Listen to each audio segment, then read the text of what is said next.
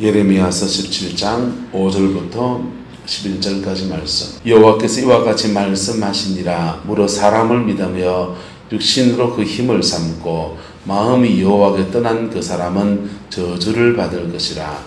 그는 사막의 떨기나무 같아서 좋은 일이 오는 것을 보지 못하고 강야 간조한 곳 근근한 땅 사람이 살지 않는 땅에 살리라. 그러나 무릇 여호와를 의지하며 여호와를 의뢰하는 그 사람은 복을 받을 것이라. 그는 물가에 심겨진 나무가 뿌리를 강변에 뻗치고 더위가 올지라도 두려워하지 아니하며 그 입이 청청하며 가무는 해에도 걱정이 없고 결실이 그치지 아니함 같으니라. 만물보다 거짓되고 심히 부패한 것은 마음이라. 누가 능히 이를 알리오마는 나 여호와는 심장을 살피고 배부를 시험하고 각각 그 행위와 그 행실대로 보응하나니. 함께 했습니다. 뿌리로 치부하는 자는 자고새가 낳지 아니한 알을 품음 같아서 그의 중년에 그것이 떠나겠고 마침내 어리석은 자가 되리라. 아멘. 이 말씀 안에서 하나님의 주신 축복과 은혜가 9월 여러분의 가정과 삶에 함께하게 되기를 예수님의 이름으로 축복합니다. 생명이라고 하는 것은 대단히 신비로운 것이지 않습니까? 여러분은 그 생명이 언제 가장 신기로울 것입니까? 탄생의 때입니까? 성장의 때입니까? 결실의 때입니까? 사람들은 대부분 탄생의 때를 가장 신비롭다고 여깁니다. 그런데 생명이 탄생했으면 끝입니까? 성장해야 되고 그 성장 과정에 우여곡절을 잘 지나가야 그 다음요 결실로 가는 것입니다. 우리는 이제 가을로 들어갑니다. 지난주부터 포도가 이제 나오기 시작했더라고요. 여름 과일은 이제 그 장마가 많이 져가지고 복숭아도 별로 맛이 없고 그랬는데 가을 과일은 좀 맛이 있겠죠. 며칠 동안 땡볕이 좀 펼쳐졌으니까 몇 달 동안 몇 주간 동안 어쨌든 이 생명의 탄생, 성장, 결실 이 세 가지 여정을 지나갈 때 여정 중에 특별히 그리스도인들에게는 이 모든 여정에 하나님의 은혜가 필요하다는 것입니다. 할렐루야. 이것을 오늘 성경에 빗대어서 뭐라고 하냐면은 생수에 근원된 여호와를 떠난 것에 대해서 말합니다. 하나님이 무엇의 근원이라고 합니까? 생수의 근원이라는 것입니다. 생수의 근원이기 때문에 떠나서도 안 되고 그 길을 해서도 안 된다는 것입니다. 모든 식물체가 살아나는 데 있어서 탄생하는 것, 성장하는 것, 결실하는 모든 여정에 물이 필요하듯이 바로 하나님이 저와 여러분의 영혼의 탄생, 중생의 역사와 신앙의 성장의 역사와 믿음 안에서 열매를 맺는 여정, 모든 여정에 함께해 주어야 한다는 것입니다. 할렐루야. 그런데 이 여정을 걸어가면서 많은 사람들이 사실은 마음에서부터 주를 떠나는 일들이 일어나게 됩니다. 종교적인 의식을 치르지 않고 교회를 나오지 않는 사람도 있는가 하면 교회를 떠나는 사람이 있는가 하면 교회뿐 아니라 신앙까지 떠나는 분도 계십니다. 요즘은 좀 특이한 시대가 돼서 코로나 상황도 있지만 그 전부터 한국교회는 가나안 성도가 100만 명이 된다고 했어요. 신앙생활을 하는데 교회를 출석하지 않는 분들. 그런 분들은 그 전부터 유튜브로 예배하고 유튜브로 신앙의 말씀도 듣고 찬양도 하고 하면서 그렇게 자기 신앙을 유지해 갑니다. 돈 생기면 헌금할 거 생기면은 선교단체에 보내는 분도 있고 뭐 여러 가지 종류의 사람들로 그렇게 나타나더라고요. 그런데 그렇게 해서라도 교회를 출석할 수 없지만은 신앙이라도 붙들려고 하는 그 믿음은 너무 소중하지 않습니까? 우리는 코로나19 가운데서 이런 위기들을 함께 또한 지나갑니다. 교회를 출석할 수 없는 상황들, 또 마스크를 끼고 교회를 와다 보니까 찬송하는 마음껏 할 수가 없고 막 부르짖어서 주여 삼창하고 그냥 과음을 치면서 그렇게 기도하고 싶은데 그렇게 잘하지 못하는 그런 상황들, 그런 상황들 속에 우리는 존재합니다. 교회를 이렇게 신앙생활, 목회를 이렇게 하다 보니까 이렇게 사람이 나이가 들어가는 것들은 안 살아봤으니까 그 나이 돼봐야 알지 않습니까? 나이가 이제 좀 들어가니까 저보다 나이가 좀 많은 분도 좀 이해가 되고 저보다 좀 젊은 분들은 제가 살아온 인생이니까 이해가 되고 그런 시대에 살아갑니다. 근데 연세가 드시면 젊은 때는 그렇게 생각했습니다. 나이가 들어서 뭐 모든 일이 은퇴하고 할 일이 없으면 맨날 교회 와서 기도나 난 열심히 할 거다. 그렇게 생각했습니다. 근데 연세가 드셔서 나이가 드신 분들이 교회 와서 기도 안 하시고 그 회관에 가서 고스톱 치시더만요. 이게 첫 번째 습관이 안 돼서 그렇고 두 번째는 이게 그 앉아있는 것 자체가 힘드신 경우도 있고 여러 가지 상황들 속에서 하나님 앞에 자기의 마음을 의탁하기보다는 다른 쪽으로 이렇게 흘러가는 것들을 봅니다. 여러분, 오늘 성경은 이렇게 말합니다. 하나님께 붙어있는 자에게 탄생과 성장과 결실의 여정 속에서 인생의 열매를 맺게 될 텐데 그 하나님을 마음에서 떠난 사람들이 있다는 것입니다. 그 떠난 사람들을 말하는데 5절에 이렇게 말합니다. 무릇 사람을 믿으며 누구를 믿으며 누구를 믿어야 됩니까? 하나님 믿어야 되는데 사람을 믿지 않습니까? 여러분 사람 믿어보세요. 믿는 도끼에 꼭 뭐가 찍힙니까? 발등이 찍힌다. 그 텔레비전 누가 상담하면서 그러더라고요. 자기 딸이 믿는 도끼에 발등 찍혔다면서 뭐 친구들한테 호되게 당한 얘기를 막 엄마한테 그렇게 하소연하지 하는데 엄마가 그러는 거예요. 야야 그거는 아무것도 아니다. 친구가 발등 찍은 거는 그까이 거 괜찮다. 인생 살아봐라. 함께 살던 그 옆에 살던 그 인간이 발등 찍고 함께 살아봐라. 미안하지만 네가 내 발등 찍을 수 있고 자식이 발등 찍고 함께 살아봐라. 부모라고 그렇게 믿었는데 그 부모가 발등 찍고 함께 살아봐라. 인생 살아봐라. 형제라고 어릴 때 형, 동생, 누나, 오빠, 형아, 뭐 언니 이래 살았던 형제간에 발등 찍는 일도 수없이 일어난다. 친척이 발등 찍는 거는 야 웃으면 넘어갈 수 있고요. 친구가 발등 찍는 거는 안 보면 그만이다. 가까운 사람들에게 발등 찍히는 일이 그렇게 많다는 거예요. 근데요, 따라합시다. 사람은 사랑의 대상입니다. 믿음의 대상은 누굽니까? 하나님이세요. 할렐루야. 근데 하나님을 믿음의 대상으로 삼으면 하나님은 때때로 필요한 사람들을 붙여주세요. 할렐루야. 한번 따라합시다. 신통하면 인통하고, 인통하면 물통하고, 물통하면 사통하고. 할렐루야. 하나님과 잘 통하면 사람을 붙여주는 은혜가 있어서 필요한 사람을 그때그때마다 붙여주시고, 인통하고. 인통하면 이상하게 그 다음 하나님이 물꼬를 열어주셔서 물질도 풀어주시고, 사람 있고 돈 있으니까 사통, 일이 되는 것. 그게 인생을 하나님 앞에 풀어가는 믿음의 여정인 겁니다. 지난주에 말씀드렸죠. 사람들은 방법을 찾고 하나님은 누구를 찾는다고요? 사람을 찾습니다. 그 사람이 하나님의 사람으로 접어지면 믿음의 대상에 줄을 붙들면 하나님은 그 사람 안에 길을 내시고 그 사람을 통해서 수를 내시는 거예요. 여러분 안에서는 뭐가 열리고? 따라합시다. 나와 하나님 사이에는 길이 열리고 삶의 문제들 속에서 뭐가 열리고? 수가 나고. 할렐루야. 따라합시다. 하나님 앞에서는 길이 열리고 인생에는 수가 나고 그 은혜가 있기를 축복합니다. 그런데 그렇게 인생에 수가 나서 그 수가 사람이 되기도 하고 직장이 되기도 하고 우리가 믿던 모든 것들입니다. 근데 이거 오래 하다 보면요, 사람들은 참 묘하게도 그 수가 난 것을 하나님보다 더 많이 의지하는 그런 경향성이 생겨납니다. 그럴 때 하나님 유통기한 끝났다 하면서 그 수 접으실 때가 있는, 그 수 접고 다른 수를 내실 때까지 하나님과 다시 길을 여시는 여정을 걸어가십니다. 걷게 하십니다.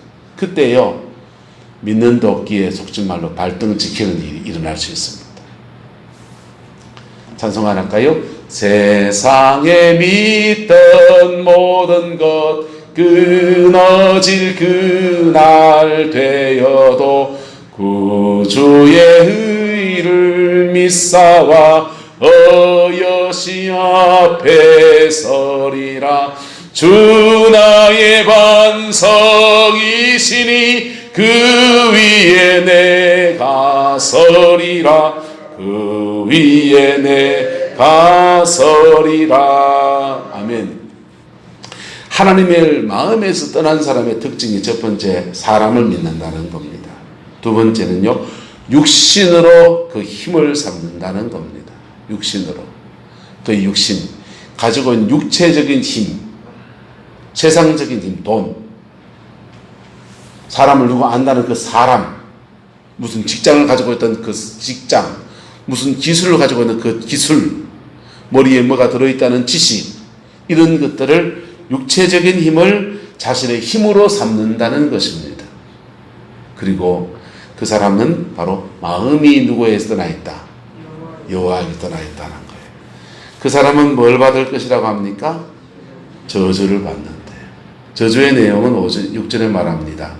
그는 사막의 뜰기나무 같아서, 사막에 있는 나무는요, 햇빛은 장렬한데 물기가 없어서 자라나는 것이 굉장히 보잘것없습니다. 뜰기나무.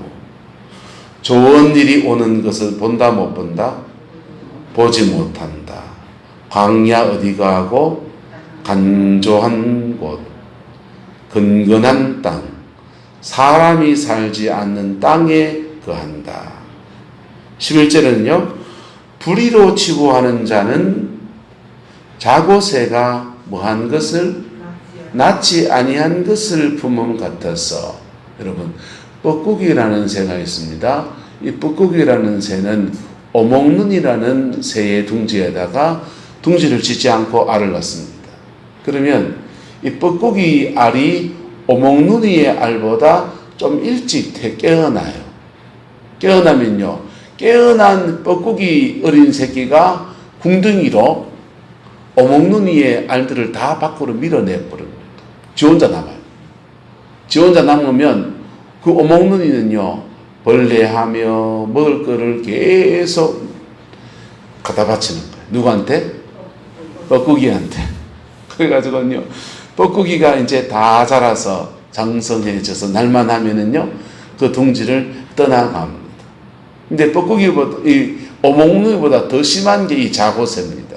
껌과의 새인데요, 이 새는 어떠냐 하면요, 자기가 낳은 알 외에 다른 새의 알까지 어떻게 가져오는지 들고 와가지고는 자기 둥지에 넣고 욕심이 많아가지고 다 품는 거예요.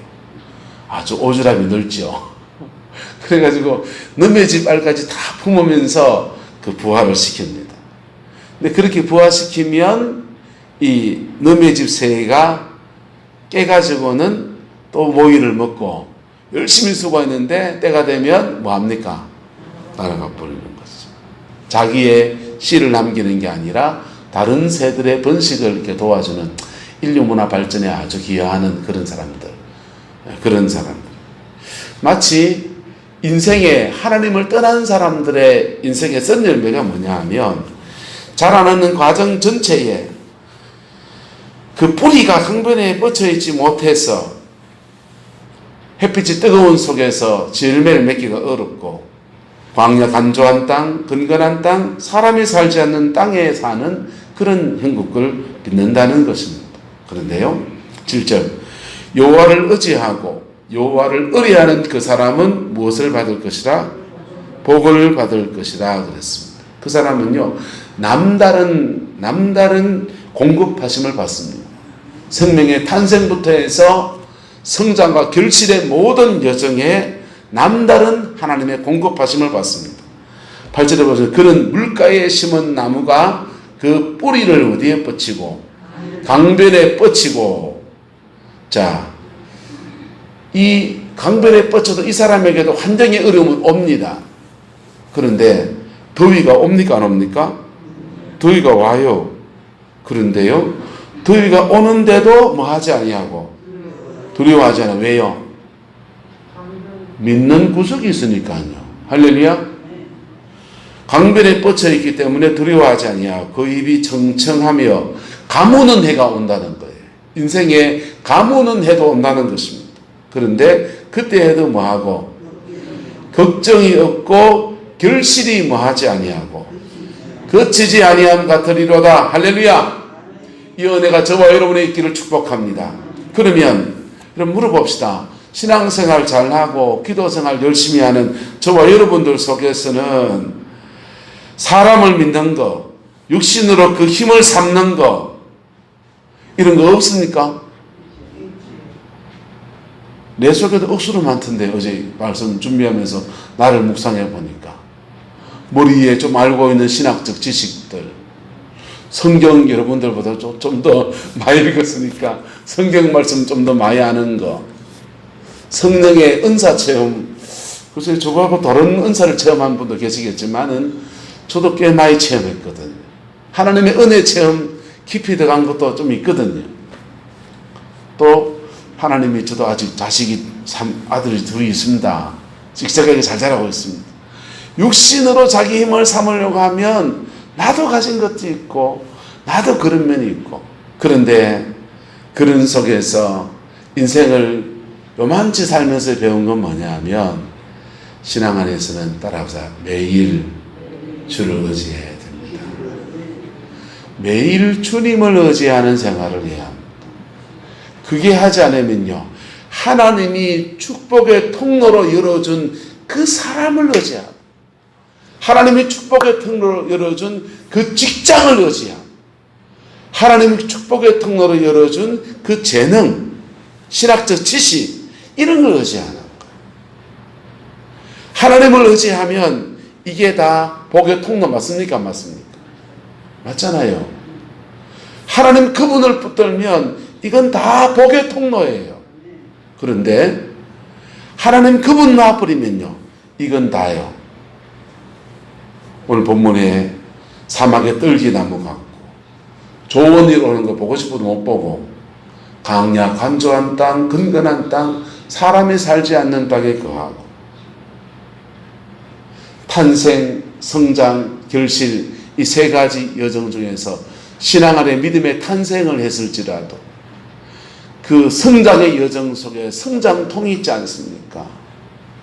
인생의 성장통은, 가장 심한 성장통은 사춘기 때 하잖아요. 그 다음 두 번째 성장통이 언제인지 압니까? 갱년기, 여자들은 갱년기, 남자들은 먼저 합니까?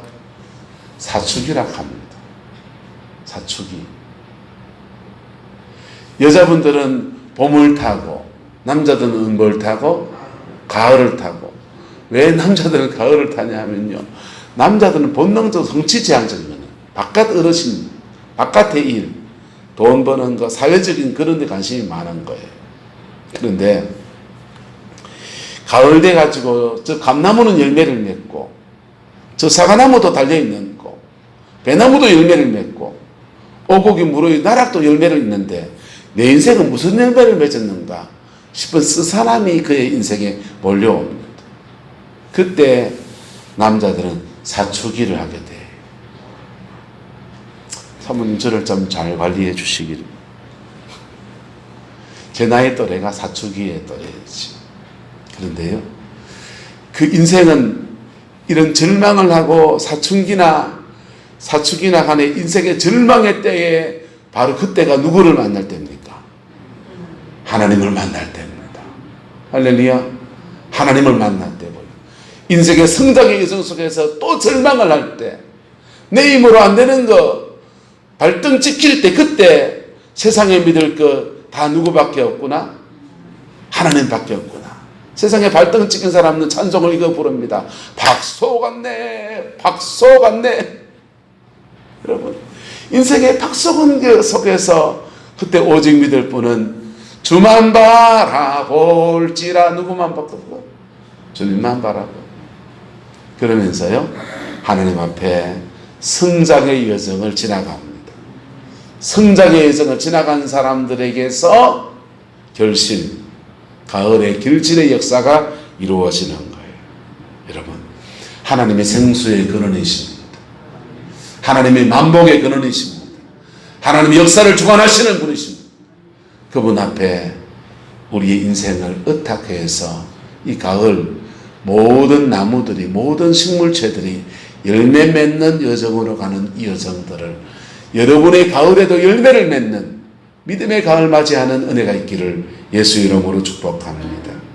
오늘 성경은 말합니다. 가뭄은 해도 걱정이 없고 결실이 그치지 아니하고 그 입이 청청하고 더위가 올지라도 두려워하지 아니하고. 우리 코로나 가운데 있습니다. 코로나 가운데서 믿음이 더 이 고비를 줄을 붙잡고서 실험하며 더 깊이 들어가는 사람이 있고요. 교회 등록은 잘 됐자 그냥 텔레비나 보고 있는 분도 계실 수 있습니다. 여러분, 신앙 안에서 이 고비를 믿음으로 잘 헤쳐가며 예수 안에서 인생의 가을의 열매를 맺어가는 은혜가 있게 되기를 주의 이름으로 축원합니다. 기도하겠습니다. 좋으신 아버지 하나님, 주님의 나라가 이루어지게 하시고 주님의 그 뜻이 행하여지게 우리 하나님 인도하여 주옵소서. 어린 양 예수 그 보혈의 피가 우리의 구원이 되는 것을 믿습니다. 아버지, 구원받은 저희들이 신앙 안에 자라나서 믿음의 열매, 삶의 열매, 인생의 열매를 맺어가는 여정이 되기를 아버지 앞에 간청하며 간구하오니, 아버지, 가을에 들어서는 이 9월 우리 인생의 새 열매를 맺어가는 은혜가 있게 축복하여 주시고 주님의 영광으로 주장하여 주시옵소서. 우리와 우리 자녀들 속에 믿음의 열매가 맺어지게 하소서. 우리와 우리의 자녀들 속에 인생의 열매가 맺어지게 하옵소서. 우리와 우리의 자녀들 속에 만남의 축복이 있게 하옵소서. 여호와께서 함께해 주시옵소서. 우리와 우리의 자녀들 속에 아버지, 코로나 중에서 강건함의 은총을 주시옵소서. 여호와께서 함께해 주시고 지켜보호하여 주시고 인도하여 주시기 원합니다. 예수님의 이름으로 축복하며 기도드리옵나이다. 아멘.